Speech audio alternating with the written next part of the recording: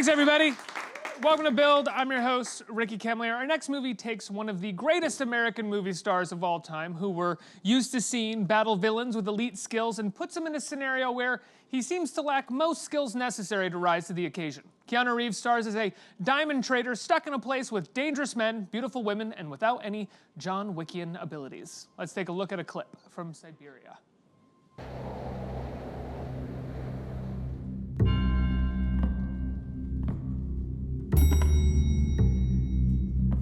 Where's the sample? Volkov isn't a good man to disappoint. Your friend sold some diamonds. My diamonds. Fakes. High quality. It's not real. The best I've ever seen. But no. The friends that you have now, they're cheating you. This is a problem, I assume. One of many. Your responsibility was to procure a sample, a single diamond.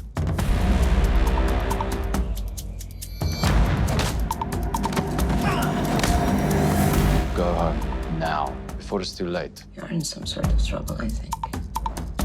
If I can just draw on your patience. Patience, Mr. Hill, is like air in a silk room. No matter how much you start with, eventually you'll run out.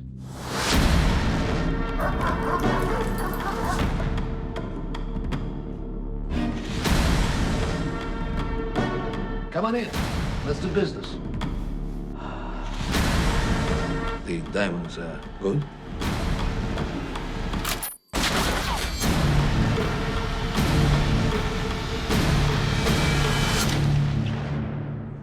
Hate me yet?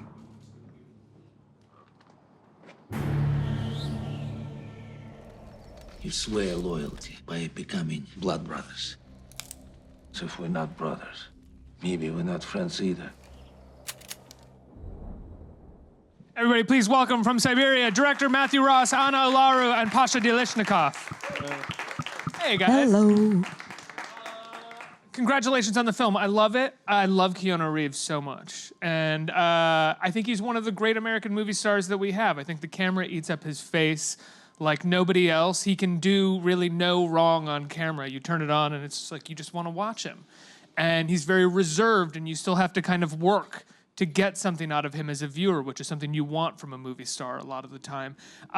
In this film, it feels like he was trying to, I think is he a producer on it? And he sort of devised the story originally, right? Yeah, he and his partner, Steven, along with Scott, the writer, came up with the story. Right, and it feels to me like maybe he wanted to do something different than he'd been doing for a little while, sort of stretch his abilities as a star, which I think he does wonderfully. What kind of conversations did you have with him going into the movie?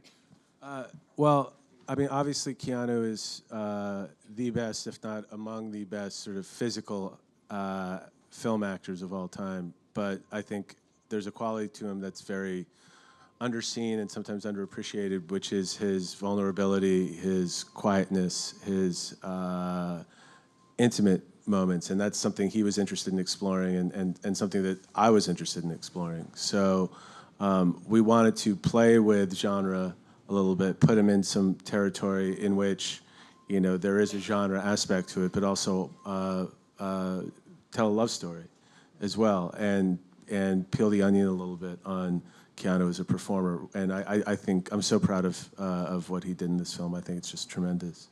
Yeah, you're definitely playing with genre elements in here. All of the sort of all of the ingredients are in place to kind of boil into one of these kinds of movies where he could kick everybody's ass. But we're sort of taking our time to sort of see him work as an actor to be that type of person, which is much different than him kicking ass in 5 minutes at the top of the movie.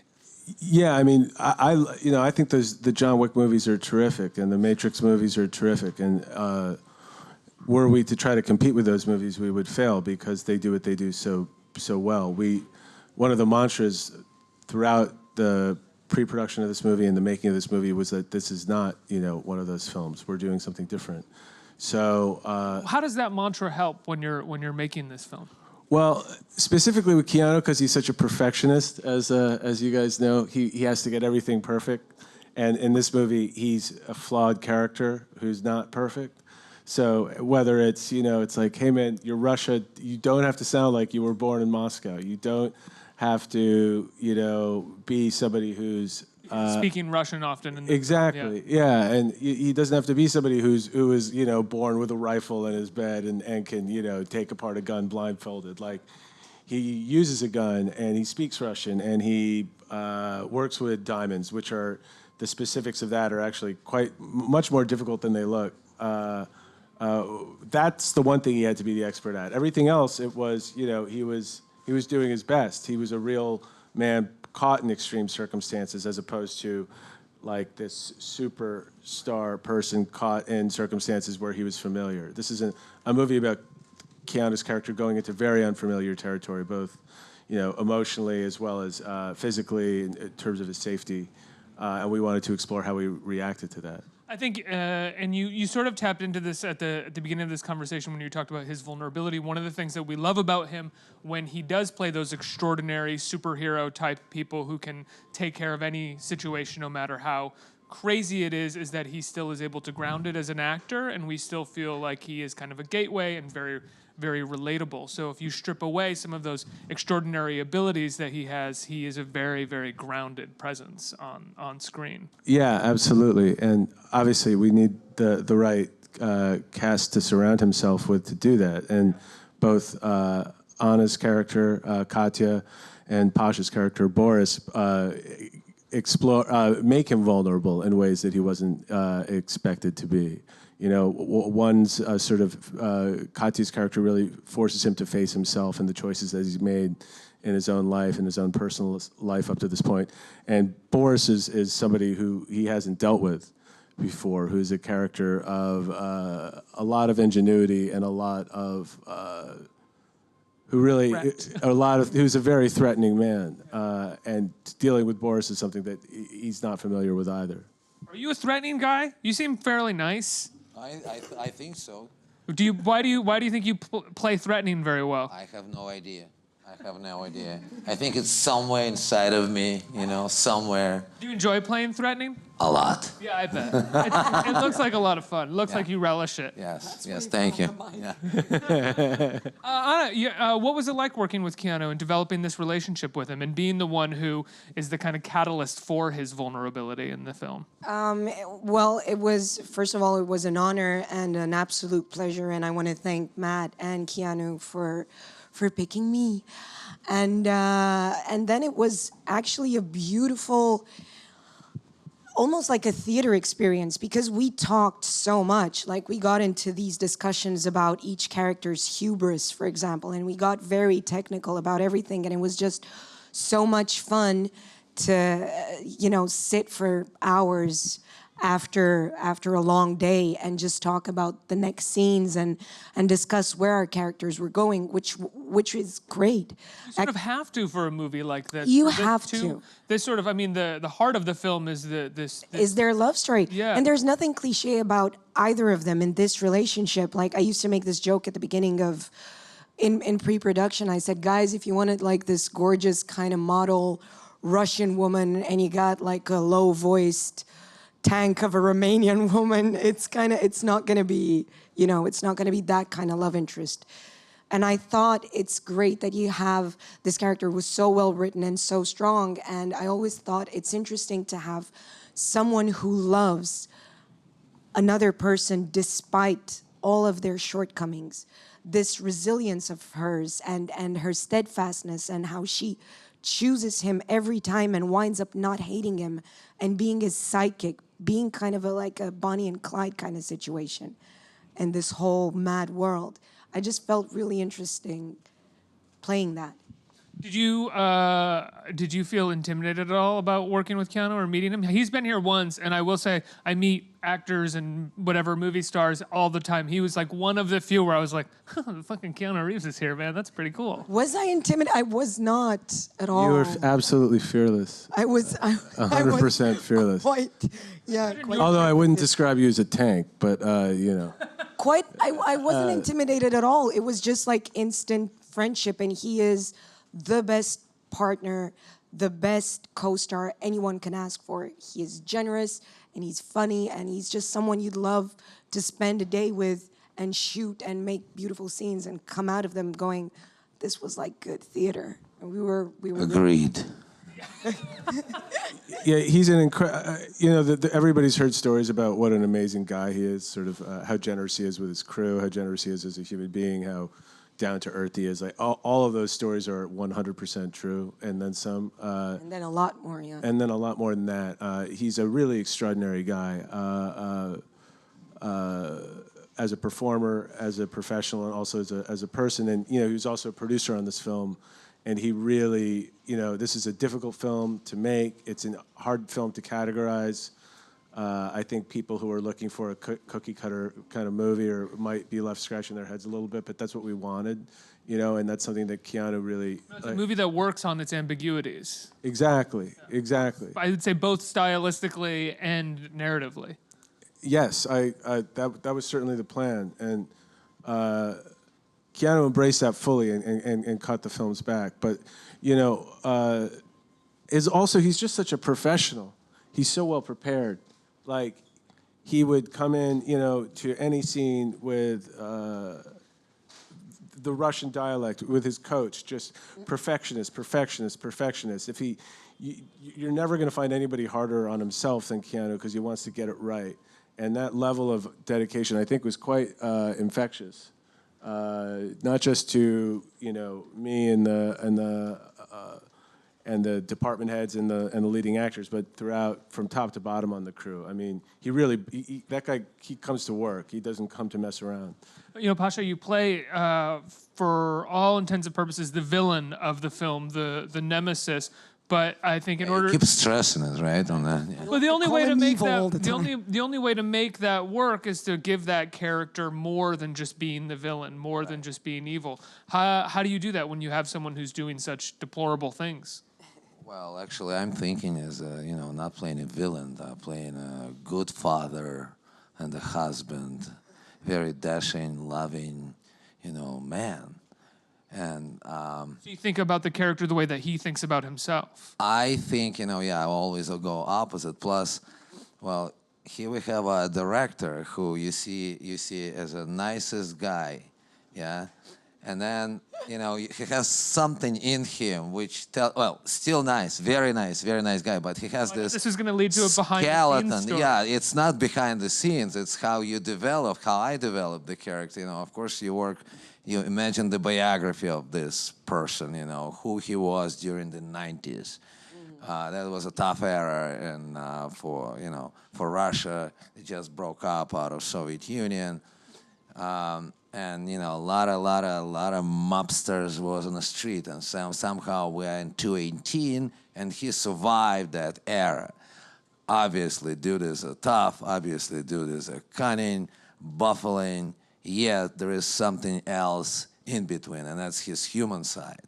And his human side includes generosity. It includes being honest to who he is and what he dealing with and who he dealing with. And as I said, I took a lot from Matthew Ross, because sweetest guy you see, sweetest guy, very generous, very loyal guy.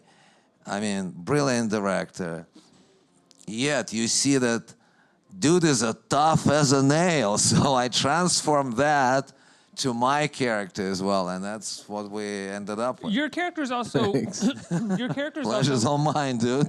Kind of hunting for a connection as well, to a degree. He wants Keanu's character to like him, and he wants Keanu to be his friend and to sort of revere him as well. So as tough as he is, as much as a nemesis as he is, there is something really vulnerable about him. Yeah. I think Which makes it a lot scarier, because whenever Boris smiles, whenever he's gentle and kind to someone, you kind of just go, oh my God, the things he could do to that person. Matthew, tortures. you are prior to Frank and Lola, you wrote about film for a very long time. That's right. Yeah. And I think last time when we talked about Frank and Lola, you talked about some of your influences going into that. I think it was like you said, it was your first film. You thought a lot about movies that you had loved for so long, kind of going into that. Did you think about influences going into this movie, or did you try to kind of put them aside and dive into your second film without them? No, absolutely. I mean, cinematic references are absolutely essential to me understanding how to tackle a film. I mean, there's always going to be recurring directors that I look up to or find inspiration in for every film that I'm going to do, like Kubrick or Hitchcock. Or for this film specifically, we found some unlikely to maybe to some people, but understandable if you think about it. Robert Altman's work in McCabe and Mrs. Miller. Oh, yeah, absolutely. Snowfall, Absolutely. this dirty, muddy place outside. One man against the elements and against other people who are out for him. Even the jacket. Yeah, even the jacket, and not to give away anything, but the ending too, just how he's sort of forced to figure out where he is and who his friends and enemies are. And how he's kind of been acting tough this whole time, but yeah. But now it's really, put up or shut up. Exactly. Another obvious influence, of course, would be the master of Russian cinema, Tarkovsky. Both sort of specifically as well as just in a kind of atmospheric tonal way to think about. So we watched a lot of those movies, Stalker, The Mirror, The Sacrifice. Was very specific. In terms of the more process-oriented things, like Keanu with the diamonds, Keanu with guns, Michael Mann's obviously somebody that I think approaches detail really beautifully. But Nicholas Roeg also, especially for the love scenes too. Don't Look Now. And so yeah, I can go on and I can keep going. Part of your process going into making a movie is that like, okay, I have a love scene here and I have these scenes. How did other people do it, and what is my take on how they did it within this story? How can I change it or learn from it? Exactly. Yeah. I mean, you sort of you borrow, and then you come up with something that's. I forget which great musician it was said this, but if I'm stuck on trying to come up with a new song, first I'll take one song that I love, first I'll change the music, and then I'll change the lyrics. So I guess we try to sort of do something similar. We don't want to rip people off, but at the same time we want to borrow from the people who've done it so well, because making movies is really hard. I'm curious, I don't want to no spoiler, I don't want to give anything away here, but where the film goes is so daring, and it's rarely done. And I'm wondering how you, as a director and a storyteller, are able to get behind that and not hesitate and not worry. Well, I mean, it took dance around a lot here, but sure, yeah. It's fascinating. It's something to me that every decision is. The word is brave. Yeah, brave. Every decision that a director makes is pored over, is questioned, is second guessed by the director themselves or by other people who are hearing the pitch or on the set. And so, how do you just stand strong? Well, it took me 8 years to get my first film made, and that was just hell, trying to get that movie made for so long, coming this close to failing. And then by the time I finally got into the situation where I could make a movie, I mean, I didn't want to play it safe doing anything. What's the point? I don't want to just be another dude. Like, I wanted to try something new, to really take some risks, to maybe make a film that like might have some people scratching their heads, but might have other people just being like, really trying to see what we're doing. We're not trying to make a cookie cutter genre film. We're not trying to make a cookie cutter love story film. We're sort of trying to do something that's its own thing and with its own logic, and that it's up to us as a group, as artists together, to create that world and have its own logic and have it make sense.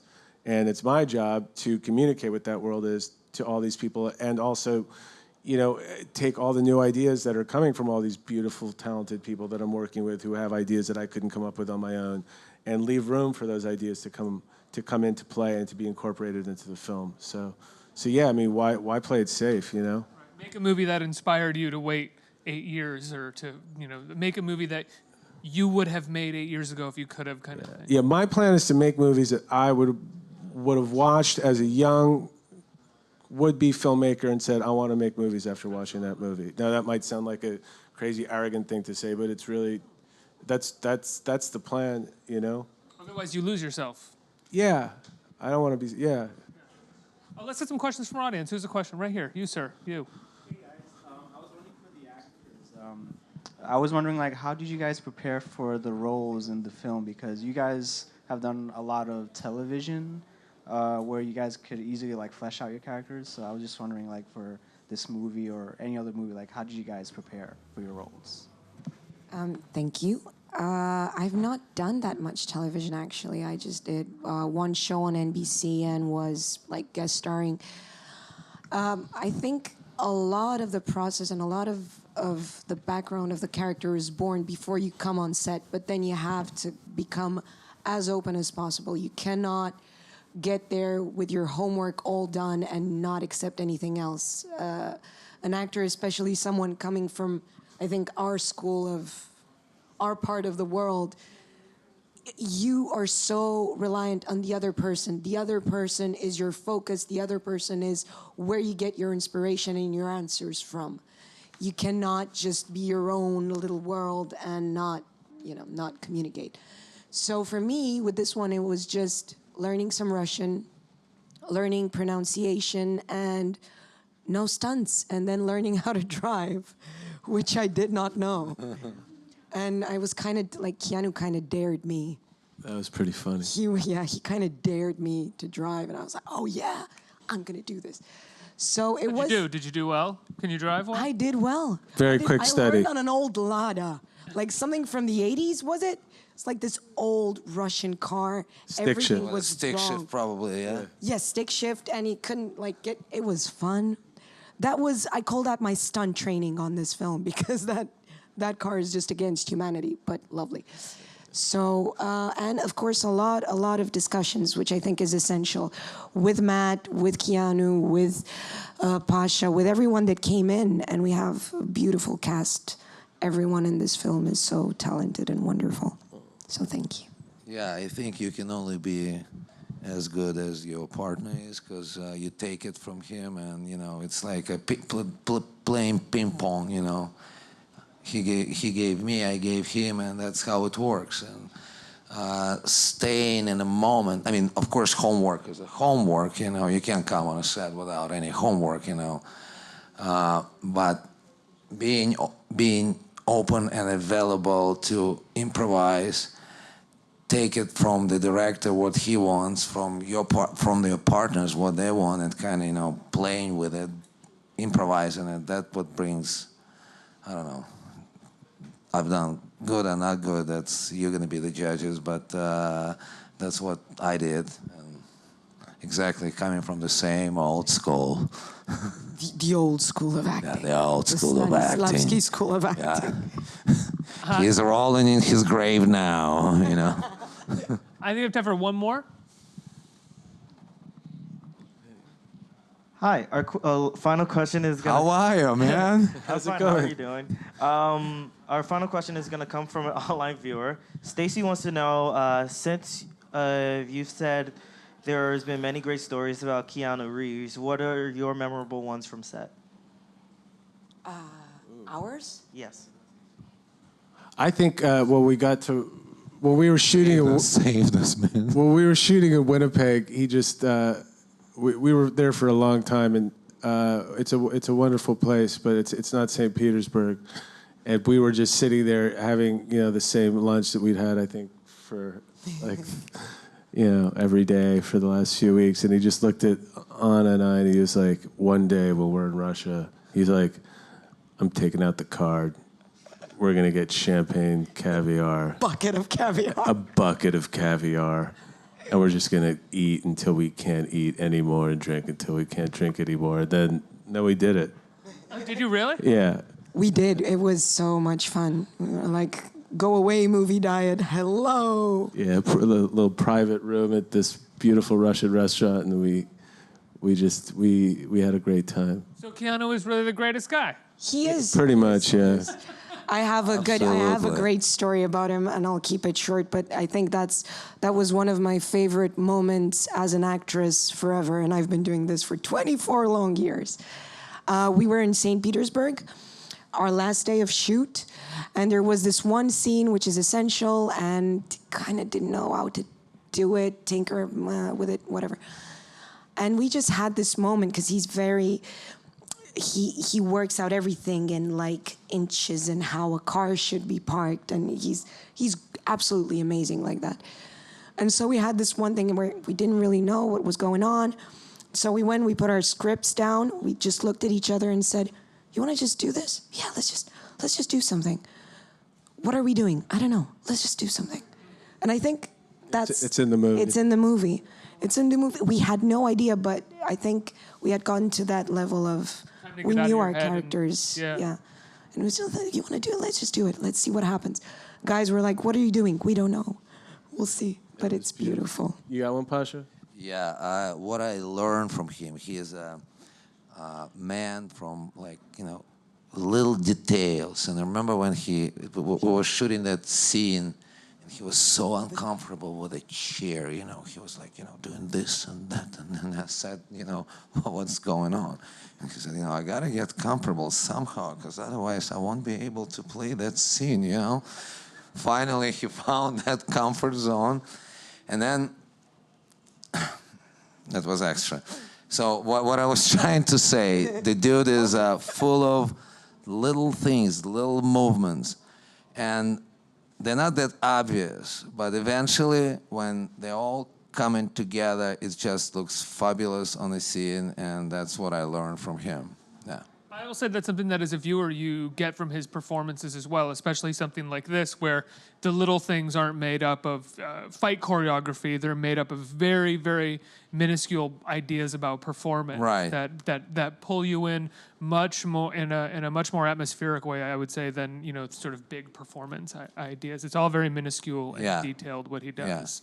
But yeah, congratulations on the film. Thank you very much. People can see it this Friday, right? Yes, it's in theaters and on demand this Friday, July 13th. Fantastic, everybody. Please give them a round of applause and go see Siberia.